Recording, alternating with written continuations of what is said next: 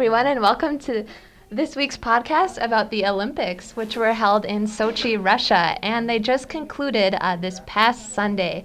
And so now they are all over. And today I have a special guest, Senior Michaela Lebo. As you assume, today we will probably be talking about the Olympics. And the first thing I want to start off with is the location, which was Sochi, Russia, as I hope all of you know.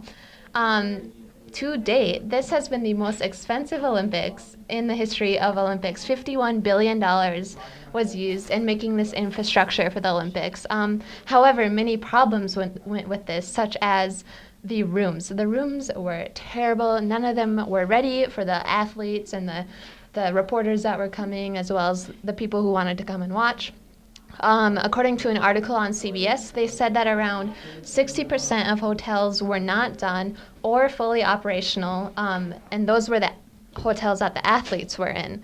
And some people were even, residents of Sochi were even evicted from their houses in order to prepare for the games. So they kind of kicked people out. What are your thoughts on that, Michaela?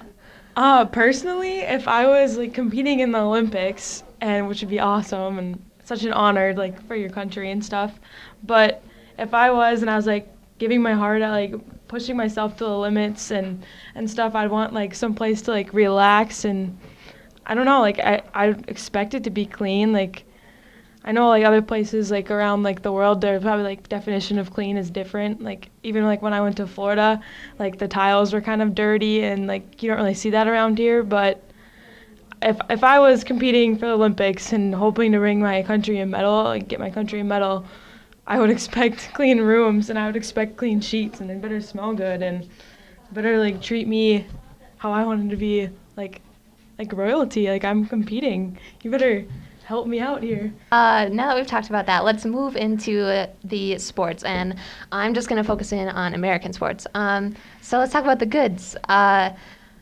America did very well in the sliding events, in which they medaled in all 4 bobsled events, and Steve Holcomb, a driver of the 4-man bobsled for the American team, brought the team to a bronze medal, and this is the first time this has happened in 62 years. And Michaela Shifnin from America, 18 years old, also won gold in slalom.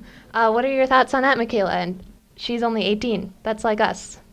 Well, I think that's great that the U.S. did so well, compared to other years, I guess. But I guess I was watching the Olympics, and I see 18-year-olds performing, and I'm just sitting there eating some popcorn and kind of getting a little bit depressed, and I need to rethink my life a little bit. But so far, I mean, that's really great for them, and I'm really happy that the U.S. did so well.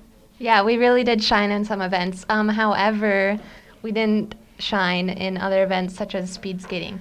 Boy, did we not do well in speed skating. I remember Apollo Ono. What is he now?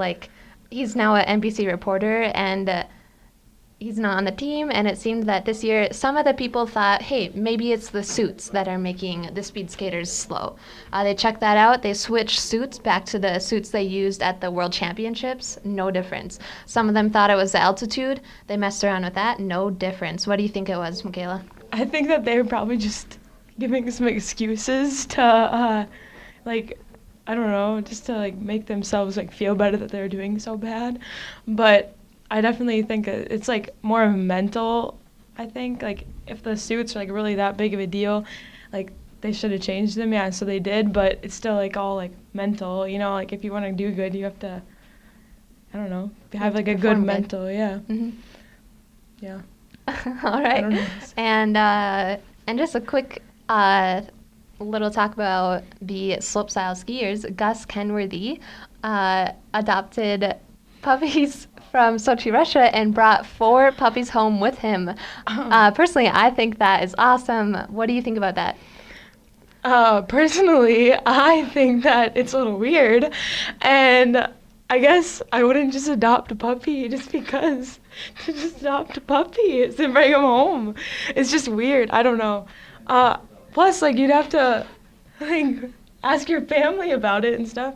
You just brought like a whole family of puppies home and been like, hey, I didn't win the medal, but I got some puppies instead. You can't just do that. That's weird. All right. Well, But it made like news too that he got these puppies. Like, what? I got a puppy too. all right. Well, there are obviously varying viewpoints on that. But I did hear that Gus gave his puppies, one of them to his brother, the other to his mom, and the other to his grandparents, and one he kept. So if that changes your That's viewpoint on pretty anything. cool. Yeah. All right.